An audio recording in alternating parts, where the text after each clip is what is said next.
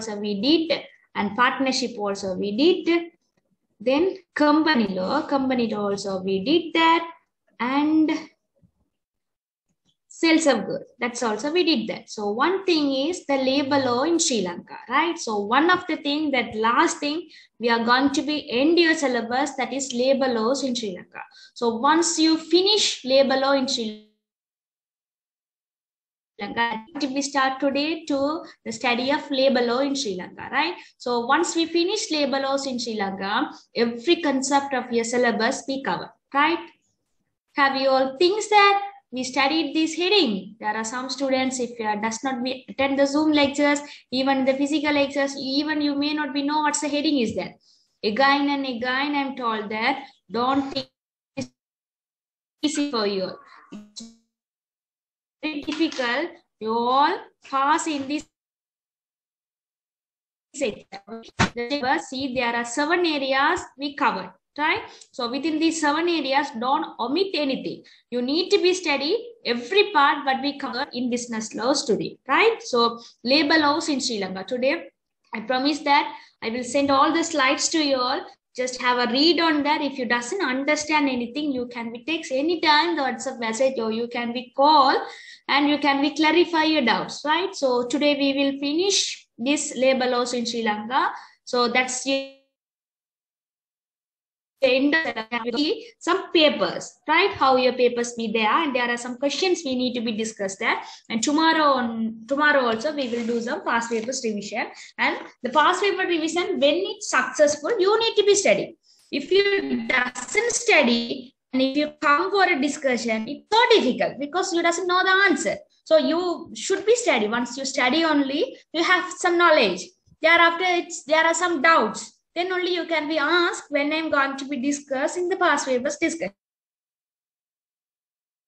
right? So if you doesn't study, then you does not be clear about the concept, then there is no such doubt come to you. Then past papers class is waste to you. So before that, I told that today I'm starting the past papers discussion, right? So once we finish labor law in Sri Lanka, I'm going to be start the past papers discussion today. So when it's finished, tomorrow, fully for 5 hours, we need to be cover this past papers. So my humble request, today I will send all the slides, just have a read on that. Just understand what are the headings we studied. At least understand what are the headings we studied. And some question then useful for you all, right? Okay, we will start labor laws in Sri Lanka.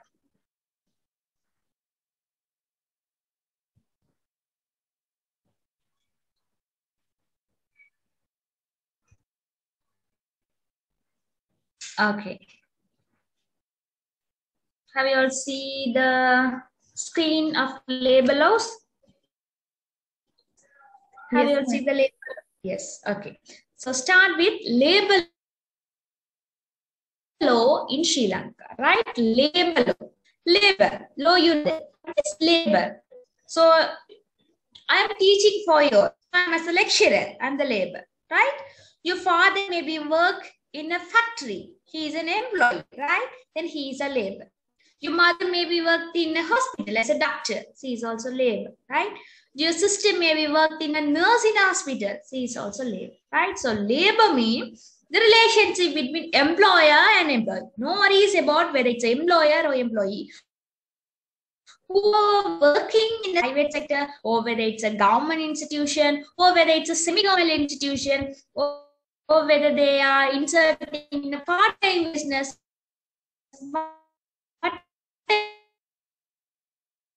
To labor law in Sri Lanka, we can see that the nature of contract of employment, the nature of contract of employment. So why you all are studying?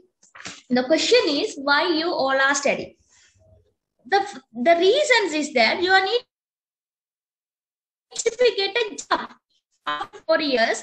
There is the VCOM or whatever you are studying there. You receive a degree in your hand.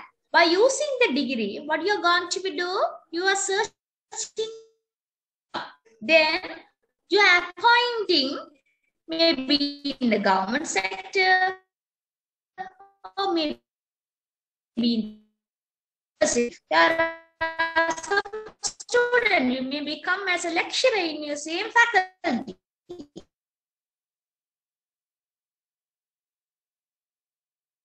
to be the worker, right? So the nature of employment, you all are study to going to be get a job, despite the factor whether it's a government job or a private. You all are studying to get a job, right? So for this job, if you go for a job and in the sector, there are employer and employees. There are employer and employees, right? Madam, we have bad weather and signal. Can you give this slide? Lecture recordment. Yes, I will be, right? Okay, there are some sectors, employer and employee, right? So see that the employer, who is an employer? So the person, can you put the notes in the groups? Yes. Okay, right? So the person who is going to be give the work to employer. If you go for an interview, for an example, in your faculty, Sindhujan get a best class in your faculty. Okay, then there is an interview for a probationary lecturer in Eastern University of Sri Lanka. Then he is selected as a lecturer in the faculty, right? Then he should be appointed in the sector. Okay, so who is the employer here? Who is going to be give the work to Sindhujan, the Eastern University of Sri Lanka, right? So who is appointing to the particular position as a lecturer in the Faculty of Commerce? Sindhujan. So now Sindhujan is an employee, right? So the person who is going to be give the work is an employer. The person who is appointing in the particular position by the employer, it's known as employee, right? So see that the employee, what's the definition of employee? A person who works under the direction and control of another. A person who works under the direction and control of another in return for a wage or salary. Now Sindhujan appointing as a lecturer. So he works under the direction and control of another. Under which directions he is work? Under the head of this faculty. Who is head work there? Under the directions of Vice Chancellor. So the person appointing under the direction and control of another. So Sindhujan in the faculty, he is appointing under the control of the head of the department, right? So the person appointing as an employee worked under the direction and control of another person. That may be the head of the department or that may be the chairperson, whatever it is. So in case for this example, Sindhujan is appointing under the direction and control of the head of the department, right? Or head of the faculty. Another in return for a wage or salary. Why Sindhujan is appointing as a lecturer? In order to receive the salary. So in return, he is working his work as a lecturer. So he is lecturing there. So in return, by way of lecturing, he received the salary, right? So the person who is an employee, he is work under the management and control and the directions of another person. By reasons of doing his work, he is getting return as a salary, right? So, employer. I told earlier, who is the person going to be appoint the person employee in his sector or in his institution? It's called employer, right? So, in case Sindhujan is appointed as a lecturer probationary in the Eastern University, then who is the employer? The Vice Chancellor of Eastern University is the employer, right? So, see the definition: a person who engages another. A person who engages another to work under his direction and control in return for a wage or salary. The person who is going to be given salary. The person is going to be given the direction. The person is going to be given the control another person is an employer, right? So the definition for employee and employer, understand why you all are studying in order to get a job. So when you are appointing for a particular institution, then there is an employer and employee relationship, right? So who is an employee and who is an employer? That we studied. That's the definition is given in Oxford Dictionary of Law. So entirely you know and you understand who's employee. Then type of sector. Once you get a degree, from where you can be appointed as an employee, right? So there are some sectors here I given only 3: public sector and semi-governmental sector and private sector, right? So first we see public services. public service in the public sector. Right? So in the under this 18th Amendment article, sections Article 54 and 55 to the Constitution apply established Public Commission, Administrative Appeals, Tribunals, Human Rights Commission, Ombudsman, and Supreme Court are relevant. So under this public sector, if you are appointing as a public servant, for an example, you are going to be appointed in the DS office, right?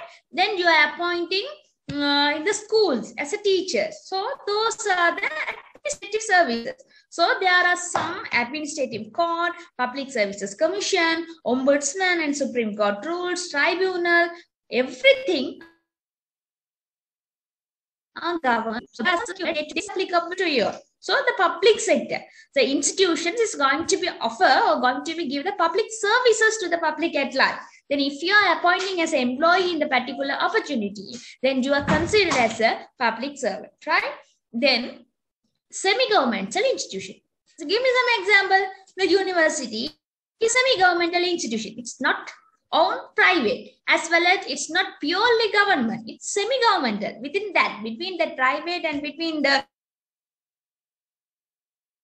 government, university is a government, right? So the persons who are working in the semi-governmental sector, the persons has applicable law under labor legislation, contract of employment, and collective agreements, Human Rights Commission, as well as Ombudsman, and the Labor Court and the Supreme Court are relevant, are governed to the person who is working under the semi-governmental sector, right? Then private sector, that's called the persons who is working in this private institution, in this individual capacity, individual work, there are some institutions. So the persons without involving in the governmental institution, he is working purely in the governmental sector. So the person is working in the private sector, the law, the labor legislation, contract of employment, collective agreements, and the labor courts and the labor departments are applies under these private sectors, right? So the type of a sector, not only for a public, semi-governmental, and the private, there are contract basis, independent contract. You know, I'm as a visiting lecturer in your faculty. So I'm appointing as a visiting lecturer. I'm not be the probationary one. I'm not be the permanent lecturer there. I'm not be the temporary lecturer there. I'm not be the assistant lecturer there. I am appointing as a visiting lecturer by your Eastern University, right? So the visiting lecturer in the sense, I'm appointing for a particular period, only for your semester, for a 3 months period of years. Semester, I'm appointing as a visiting lecturer for a subject of business law, right? So, contract basis, I'm appointing only for these 3 months. Appointment will be right, but not particularly lecturers. Right? So, regarding their works and the institutions are giving some kind of distinguished differentiations, right? So, the institutions may be different, and the services and the sectors may be different, right? Then, move to the next slide.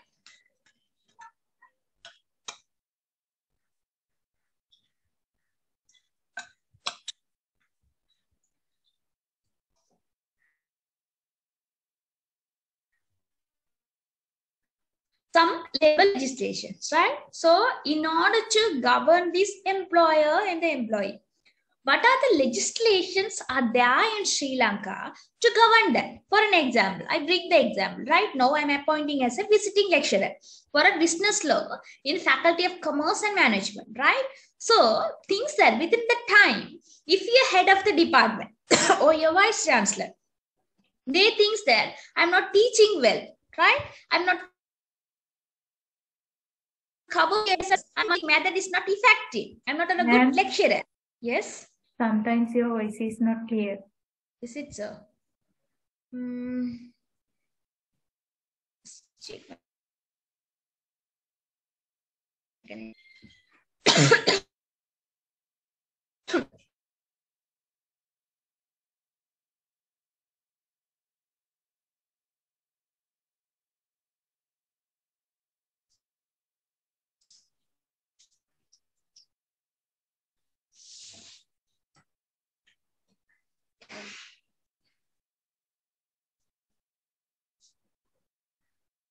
Is it clear now, students? Students, my voice is clear now? Yes, ma'am. Okay, right? Okay, thank you for that. Right? So, okay, some labor legislation. So before that, what I'm doing the example. Now I'm appointing as a visiting lecturer in your Faculty of Commerce and Management, right? So who has the control over me? The head of the department have full and absolute control over me. He has to be give the direction. So he has to be told that there are 45 hours you need to be covered for this semester.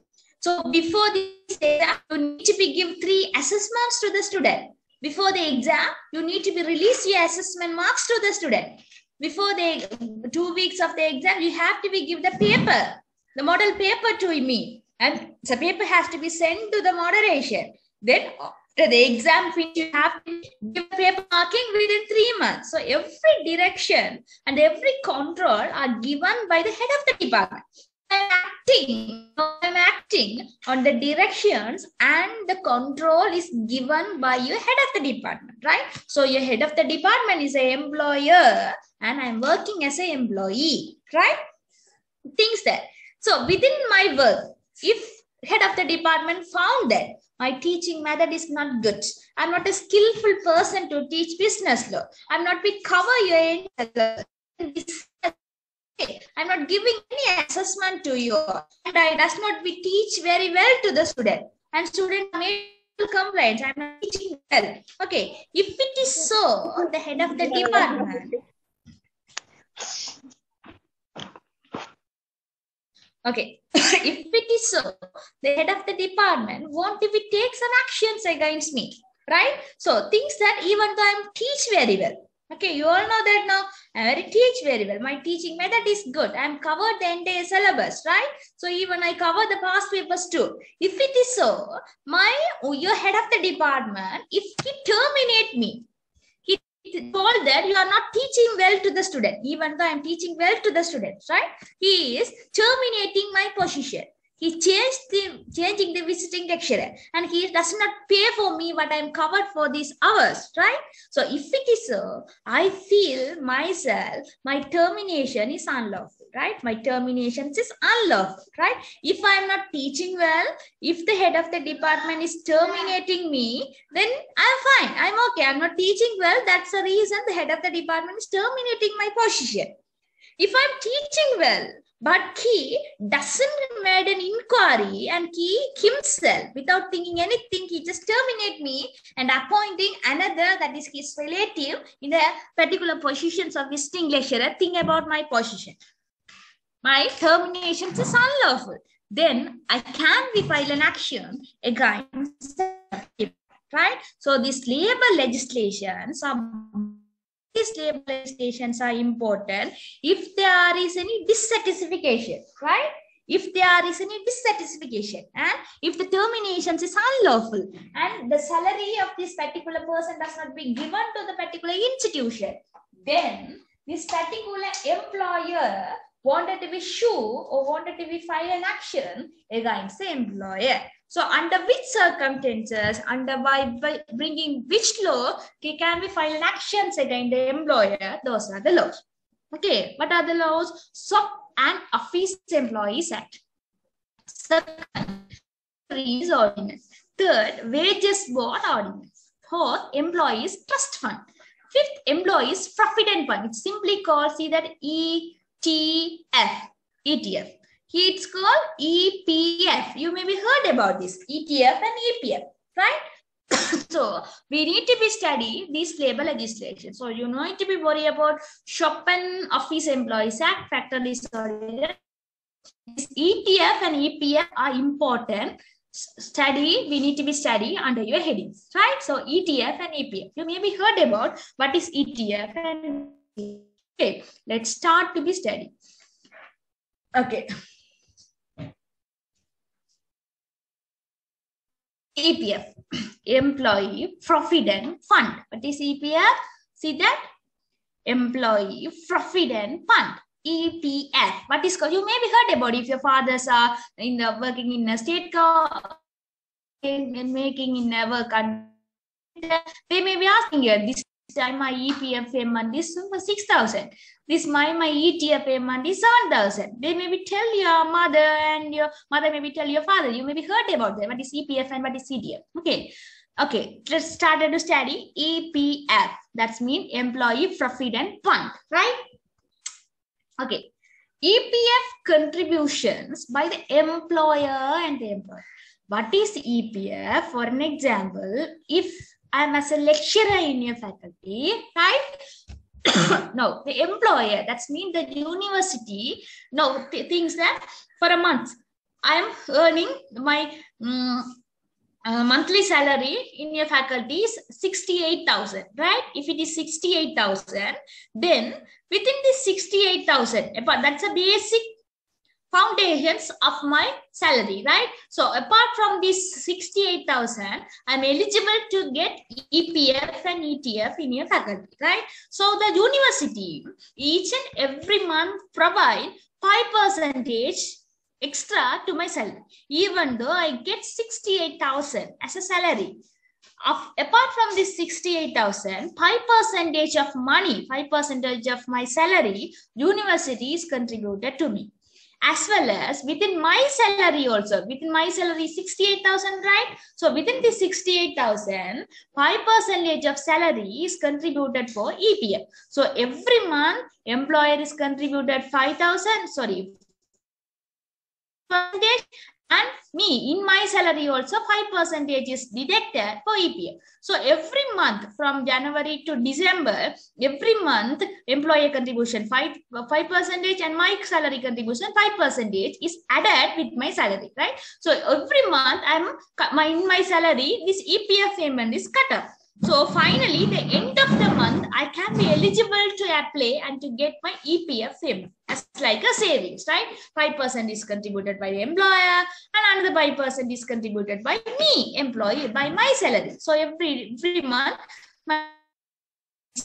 that for EPF payment and 5% of the employers added that for EPF payment. So finally, as like a saving account, I can be eligible to apply and get the money under the EPF. Right? So see the contribution, how much amount of money generally is contributed, right? So contribution, for example, employee contributed 12% and employee contributed 8% for the total earning. If my salary is 68,000, in the 68,000 is basic foundations of money. I can be eligible to get the 68,000. Apart from this 68,000, within my salary, 12% of extra money paid by the university, right? So within my salary, 8% is deducted for EPF, right? So within this 12% and this 8% are as serving in Employee Provident Fund, EPF. Okay, then in the last year, I can be eligible to apply for a EPF and can be able to get the EPF fund. So earning wages, salary or fees, cost of living allowance, special living allowance, other similar allowances, payments in respect of holidays, cash value of cooked or uncooked food, and meal allowance, bonus and overtime payments are excluded. These all the things are excluded for this EPF. So EPF payment, employer is contributed and employee also contributed for a total earning. So other than this, okay, if I'm appointing as a lecturer in your faculty, see that I have a living allowance. If I get a room in the university area, then university can be paid for my room charges, right? And cost of for food, means everything university is contributed for that. And if I coming by bus from the university, from my room to university, for a traveling charges, university is pays for that, right? So apart from my earning, those are the allowances, bonus, allowances, university can be paid for that. So things that I can be as a state employer, how I can be eligible to be get privileges. So apart from this EPF payment, you can be able to be get under these allowances too, right? So the charges for delays, 5% to 50%, the salary may be deducted for this EPF contributions, right?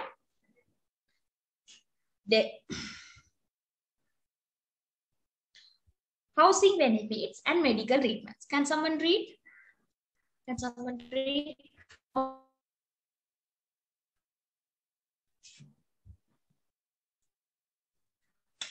About any idea?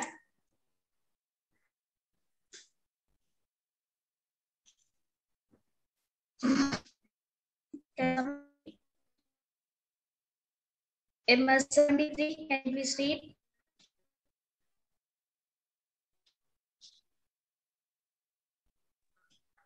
Housing benefits and medical treatment. Every member of the fund who has made contribution for a period of not less than 10 years, presently employed and possesses not less than 300,000 rupees to his credit and his account shall for the purpose housing or medical treatment be entitled to withdraw such amount as does not exceed 30% of the amount lying to his credit in his individual account. Okay. So the person working in the government department has a housing benefits and medical treatments. How he can we get housing benefit and medical treatment? Every member of the fund who has made contribution for a period not less than 10 years. This housing benefit and medical treatment, every members of the fund, they have to be contributed from their EPF payment, not less than 10 years. So at least they need to be contributed for 10 years.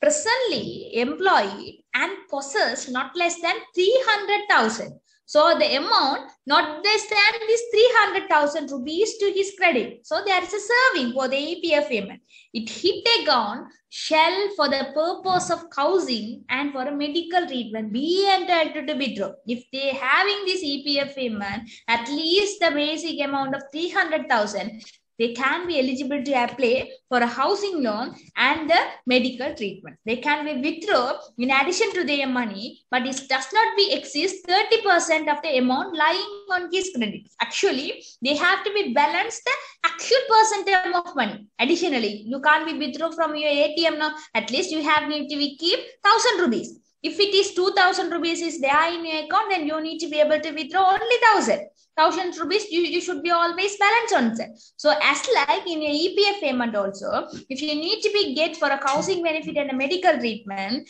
at least you have to be maintained the 300,000 rupees, right? So from the 30% of the amount should be lying on your account. So other than the balance, you can be able to get for a housing benefit and the medical treatment, right? Then EPF repayment, male for 55 years and female for 50 years and ceases to employment. They can be retired under this age. Or once they retire, they can be eligible to be get a EPF.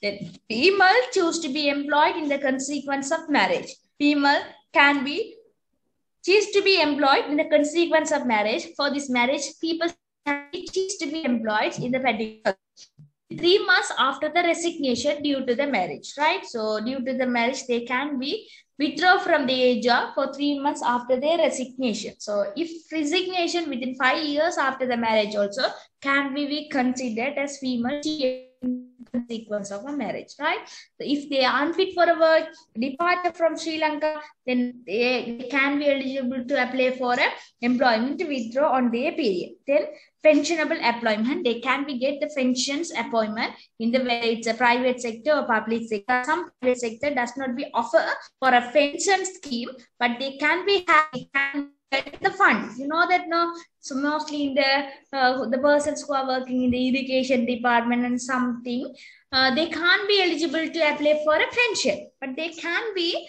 resign or they can be retired for the age by using the word fund. The fund, there are millions of funds they may be allocated. So instead of getting pension, they can receive the fund, right? Then ETF, employee trust fund. So still we see EPF, employee provident fund, EPF. Now we are going to be see EPF.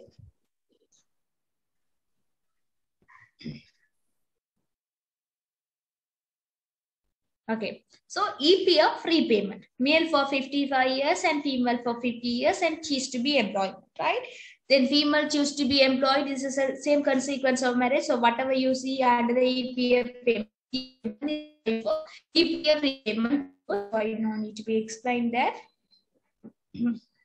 See, ETF Act, under this ETF Act, contributions by the employer only, employee trust fund, only the contribution made by the employer. Under this EPF, the contribution can be made by the employer as well as employee. But under this ETF, the contribution only by the employer, right? So employer from the total earning of 3% for an example, right? So each and every jobs and the position, it can be different by the institution, right?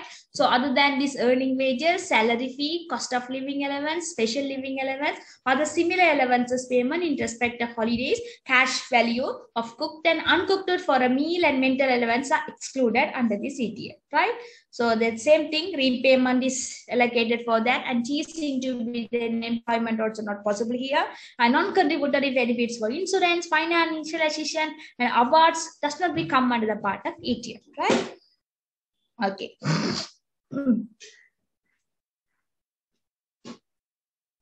Then we move employment of women and child labor. Employment of women and child labor. So this is the issue recently, students, for whether it's a private sector or whether it's a public or semi-government or whatever the institution, the working of a woman and the child labor, they should be treated the special category of the people, right? So we can't be compare in the workplace women as equal to men. We can be compare. We need to be compare. But there are some special arrangements is needed. So especially you all may know that maternity leave is given to the woman, not for a man. But there are some bills today, but mostly the maternity leave is given for a woman. What's the reason is that for a special arrangement, the girl, once she gave the birth, she need to be get some relax, or to need to be feed her baby, right? Maternity leave is possible for a woman, right? And we consider the child labor. Child labor is totally prohibited in Sri Lanka. We can't be applying any job for a child. So they are considered as special categories of people, right? They all considered as special categories of people. See, what are the arrangements in Sri Lanka possible for a woman and the child labor in Sri Lanka, right? See, employment of a woman. If any employer wanted to be applied a woman in the particular position, what are the things the law has targeted on the woman and the child labor, especially in the category of women? Let's see. Sorry. Provisions of the Constitution. In our Constitution, what are the laws given the special arrangement to the women, right? So Article 12, subsection 1. Article 12, subsection 1 says all persons are equal before the law. All persons are equal before the law and are entitled to equal protections of a law. A person, whether it's a female or male, or whether it's a child or whether it's a children, all persons are equal. Everyone are equal before the law. And all they are get equal protection. If president need a for security, thinks that your security also not in time. So if you need a security, you can be called for your securities. You can be asked for a police. My life is threatening. I also need a security, because you need a equal protections of law. If you need, then they can be arranged, right? So equal protections of law. Then Article 12, subsection 2 of our Constitution say, no citizen shall be discriminated. No citizen shall be discriminated against on the ground of race, religion, language, caste, sex, political opinion, place of birth, or any one of such group. No citizen shall be discriminated. No citizen shall be discriminated. There is no such distinction. Doesn't made you all for whether you all are different race, whether you all are different religion, or whether you all are different languages, different caste, different sects, because of political opinion, because of different political birth, any of the ground, you can't be discriminated in any place. For an example, if there is an interview is made in the government sector, so in the interview, if they are selected 5 boys, but 1 girl goes to that interview, the interviewed person is discriminated the girl. We are only giving this work to men, not for a woman. If he says that, then there is a discrimination between women and men. So the Article 12 subsections 2 says that there is no discrimination. All citizens are equal before a law. Right? Then Article 12 subsection 4 says that, you here Article 1 subsection 1 says that all persons are equal, everyone are equal. But Article 12 subsection 4 going to be says that yes, all persons are equal. But within this all person, there are some vulnerable peoples are there. There are some vulnerable peoples are there. Who are the vulnerable peoples? There may be the women. Women, when they give the birth to the child, then they are think as a vulnerable people. They need to be feed their child. There need to be some trust. Vulnerable people, right? So see that nothing in this article shall be prevent special provisions being made by law, subordinate legislation or executive action for the advancement of women and disabled person. If there is a maternity arrangement made by the law, you can't prevent. At the time, you can't be asked the things that in the university, the lecturer having pregnancy, right? So she is eligible to apply for a maternity leave. If a boy in the lecturer can be eligible, he also can be claimed that no. All are equal. Women also equal with the man. Article 12.1 says that, then I am also eligible to apply. He can't prevent to ask that. Before, women are considered as a vulnerable people. So women and disabled person and children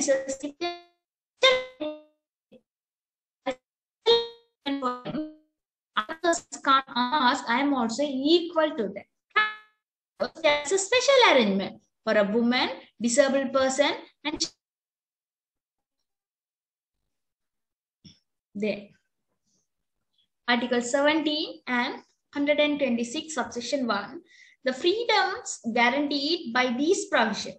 The freedoms guaranteed by these provisions could be invoked for a judicial remedy. There is an infringement or imminent infringement by executive or administrative action. So in your working sector, for an example, if one of the lecturer who is pregnant in the faculty, if she apply for maternity leave, if the head of the department is prevent her and told that, no, this semester is very tight. There is no lecturer. You need to do the paper marking. You should be come even after the pregnancy too. If he say like that, then it is a violation to that particular administrative service. Then the girl can be eligible to 17 and 126 subsection 1. She can get the fundamental rights violations against the particular person, administrative officer, because he is eligible to get. That is the fundamental right to get a leave for her maternity. But if it is prevented by the executive or administrative action, then she can be get a remedy against such action, right? There are some arrangements to the night works of women, young person, and children. The factories and the shop and the office employees, Regulations of Employment and Remunerations Amendment Act number 32 of 1984 made an arrangement if the girls are working or if the children are there in the night working, then how the sectors has to be flexible to that women's, right? Employment of women at night in any industrial undertaking. Sections 2, subsections A, 2B, 2C are applying for that. Then employment of women at night in the factory. See that the woman can't simply appointed for a night duty. There are some laws are determined that, right? Because the girls are considered as a vulnerable people. They can't be, or they face abilities when they are go for a night work, right? So if they are appointing in a night work, they are considered what are the laws there in Sri Lanka, right? Then condition to the night work. Okay, so if the employer wanted to be appointed a female in night work, then the condition the employer has to be followed. One is woman consent. The employer wanted to appoint lady in night time as a work, right? Then the employer need to be get the consent whether the woman is okay to work in the night. He or she has to be get the consent from the lady, right? Then written sanction of the commissioner. Commissioner has to be in written format. He has to be approved that girl to work in night, right? Then employed during 6 a.m. to 6 p.m. shall not be employed after 10 p.m. If the particular person working from 6 a.m. morning 6 to evening 6, then he can't be worked after 10 p.m. right? We can be worked within overtime from 6 p.m. to 10 p.m. but can't be worked after 6 p.m. because they also need some relax in their particular work. Their fundamental rights, they can't be worked after 10 p.m. right? Then payment of not less than 1.5 times of normal payment. So within their normal payment, they can't be paid very less amount. Then female wardens, if the particular institutions is appointing a female warden, then the female warden should be appointed in a particular institution, right? Then trust room and refreshment. If there is an institution, then it should be keep restrooms and refreshment centers, right? Then not more than 10 days during any 1 month, not more than 10 days during any 1 month. So it can't be compelled to work every day, and there are some leaves is given to the particular employee, right? Then Shop and Office Act, attain the age of 18 years. If the particular person wanted to be appointed any job, he should be attained more than 18 years. Then hotel and restaurant should be open for 6 p.m. to 10 p.m. Then residential house, night work, and business of a shop or office should be open for 6 p.m. to 8 p.m. Right? So sections 10 subjections to govern on that. Then factories ordinance. Factories ordinance no need. By reading you can read, but I just put for you additional knowledge. Okay, maternity benefits, right? So before go to this maternity benefits, I give for 3 minutes break for you all. Just if you wanted to be drinking tea or something, or if you wanted to be go out, just go and come. Just 3 minutes break, right? Now 5 for 50 things, 49 is 50 and 53. Just join with 53. Don't leave. Just keep you all keep in a room and have some relax. 3 minutes. Then we moved on maternity benefit, right?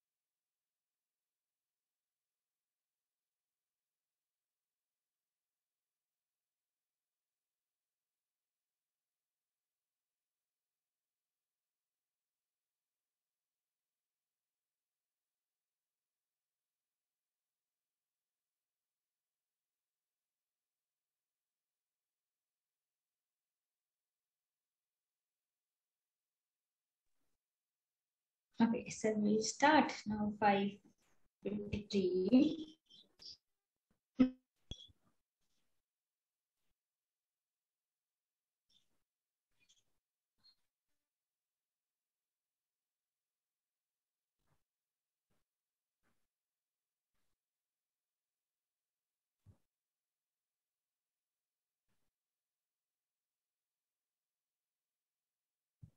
Naka, when you go out for take tea.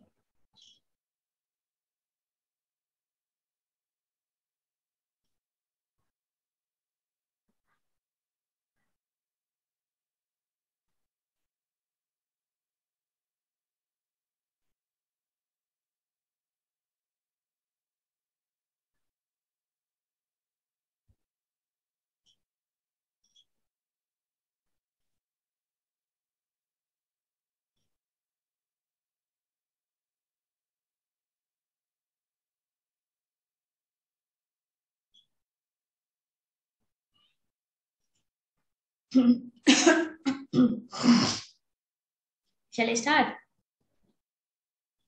Guys, you need a time or shall I start?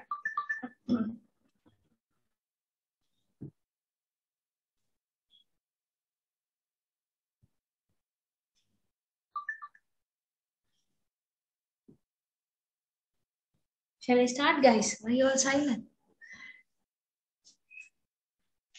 Okay, ma'am. You'll start, right? Okay, maternity benefit. What is maternity benefit?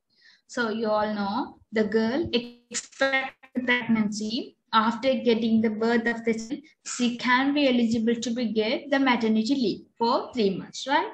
So maternity benefit ordinance is governed on that. So period for which maternity benefit must be paid under section 3. So the girl can be get a maternity leave with a salary, right? So 12 weeks, leave child, no child, or one child. She can be eligible for apply for 12 weeks. Then 6 weeks, 2 or more child.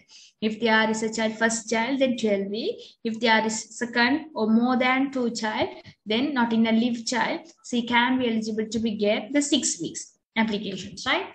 Then this employment not to be terminated because of pregnancy or confinement or his illness in consequence there. So under sections 10, subsections A, 1 of maternity ordinance says that she can't be eligible to be terminated when she is in for the reasons of pregnancy and the reasons of this illness, she can't be terminated in the job. Okay, the employer can't be terminated. The girl who is in pregnant, she can't be get the work in my job. He can't be say like that, right? She cannot be terminated because of the reasons of pregnancy and the illnesses, right? Then woman worker.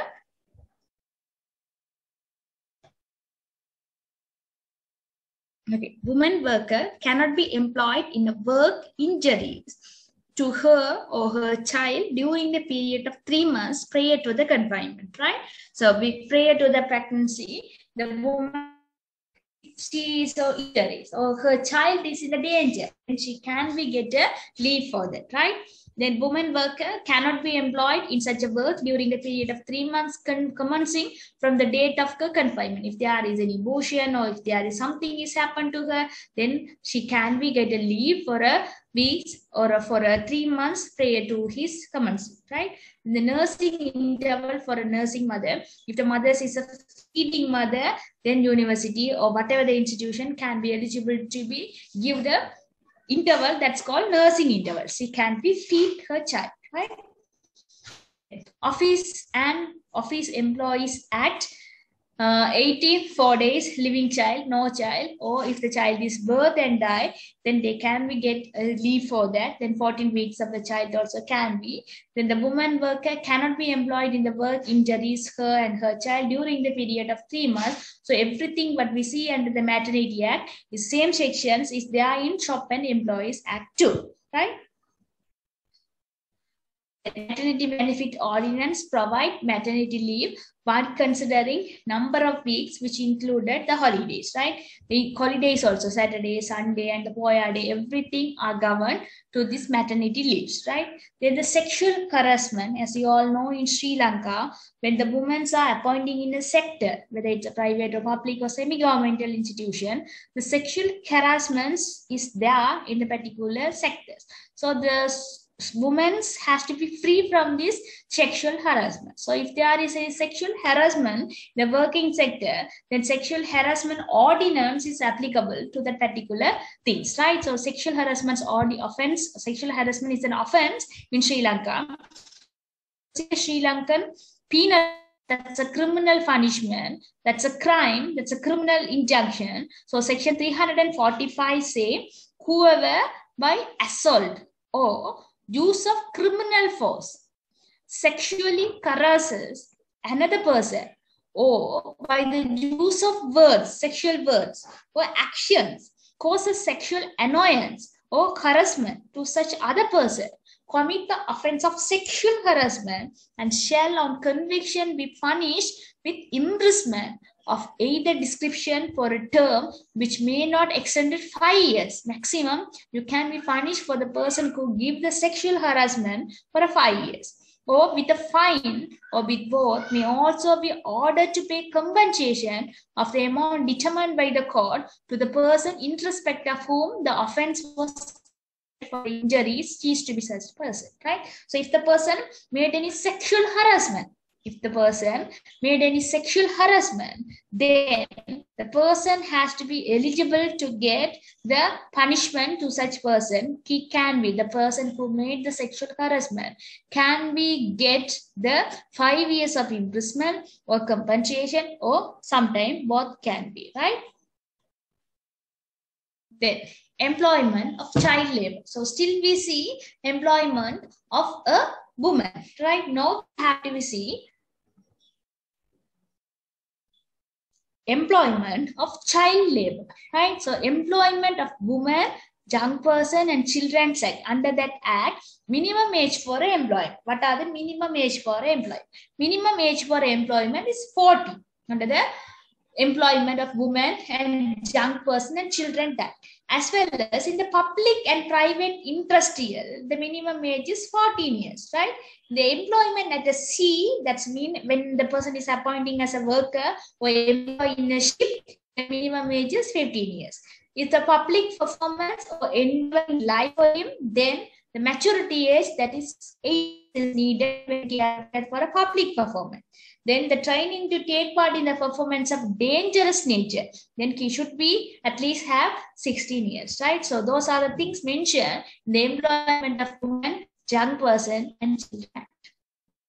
Okay, see some section in the employments of young persons ordinance. No person under the age of 18 years shall be employed in any hazardous occupation. If there is a dangerous nature in the particular workplace, then only the person has to be worked with after 18 years, which shall be in accordance with the guidelines specified in subsection. So if there is any hazardous nature, or if it is a hazardous occupation, then the person, if he wanted to be applied or wanted to be occupy the particular position, then he should be have the age above 18 years, right? So in prescribing hazardous occupation for a purpose of subsection 1, the minister shall take in consideration the nature or the circumstances in which the occupation is being carried out and the harm that may be caused as a result thereof to health, safety, or morals of a person referred to subsection 1, right? So minister has to take some step to understand such nature, right? The Child Labor Hazardous Occupations Act is made today. There are some gazette is released by the court of law. So in considering with the gazette and the circulation, the children are employed into the particular work, right? Then children. Who is a children? The child may not be employed except by his parents, guardian, in light of agriculture, or horticultural work or similar work carried on by the member of the same family before the commencement of regular school after close of school. So a child may not be appointed for a particular work. If they are not being a guardian and the parents, they can't be appointed during school hours, even after the school stop. The child cannot be appointed in any work, in any school or institution, supervised and imparting technical education, so other training for the purpose of trade or occupation, the child cannot be appointed. So under this children and young person ordinance, in a person is under the age of 14 years. So there are some about child is in above 14 years. Then considering the majority age of the child is 18 years, right? So Shop and Employees Act Ordinance also says that 14 years, above 14, below 14 years, guys are considered as a child, right? Then see there are sections relating to that. See, not shall not be appointed during the period of before 6 a.m. and after 6 p.m. They can't be appointed. They are the children, so before 6 a.m. and after 6 p.m. they can't be appointed for any job, right? A male who has attained the age of 16 years may be employed in about business of a hotel or restaurant. The male can, after the age of 16 years, can be eligible to get the work in the hotel or restaurant or place of employment, but they can't be appointed after 10 p.m. right? So before 6 p.m. and 10 p.m. they can be go for a hotel and restaurant, but after the time they can't, right? And factor this ordinance also is permitted. Child mean below the age of 16 years, so they also cannot be able to be go for a work after 10 p.m. Then factor this ordinance section 68. Subsection 1 says that the pressure of work in any factory may be dealt with the overtime employment of a young person who have attained 16 years of the age. Overtime, they can't be eligible to be because they are the children, not over 16 years, right?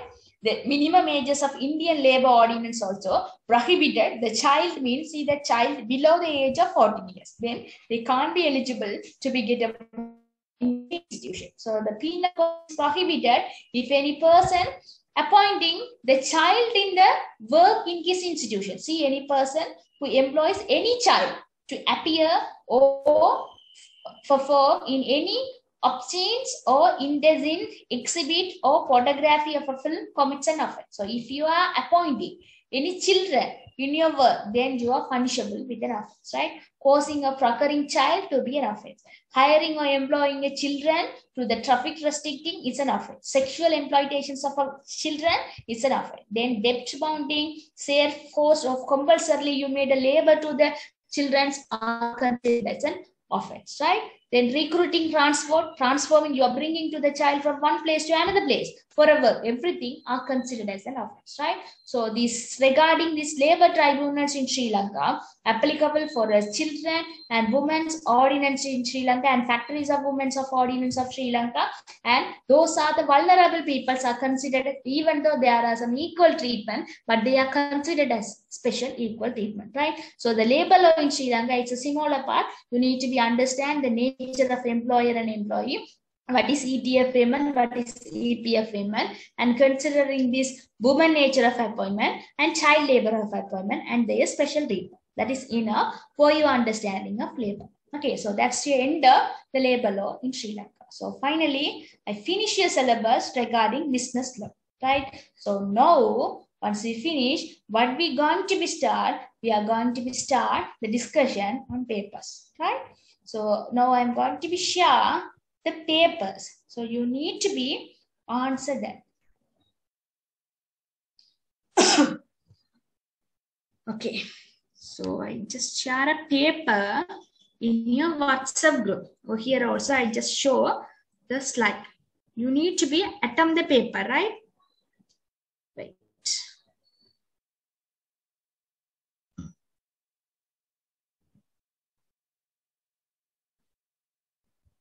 So while I'm online, you all, okay, check there is a paper is there in your WhatsApp group. It's like a model paper. Just try that for a first part of this question. No need to be go for a second part. That's mean essay question. Just try question number 1 to question number 12. Sorry, 1 to 20. 1 to 20. Right?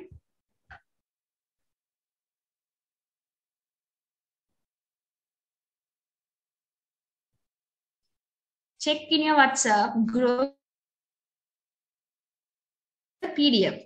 I said, right? So in the PDF, it consists MCQ questions and essay question. So what you have to be do, see that here also I'm sharing, right? So from 1 to 20, this is part 1, 1 to 20. Part 1 consists 20 questions. Okay, it's underlined, you have to be underlined. So answer these 20 questions, right? From 1 to 20. Just mention, no need to be write the question. Just put question number 1. The answer is A or B or C. Okay, just put like that. So I give 1 hour to you all. You need to be answer from question number 1 to 20. Then I will be discuss the answer, right? So within the time, you may do if you keep your data or you remind in a Zoom, right? No, but however, I will be reminding in a Zoom. So take 1 hour to answer question number 1 to 20, right? If you have any doubts by this, then you can be discussed with your friends, no matter. I'm being there in Zoom. If your students like in Zoom, just rely on Zoom and on paper, right? So, but if you need to be save your data, then just leave and do that answer and join after 1 hour. Now 6:10, I will be start to discuss the paper 7:10. Right?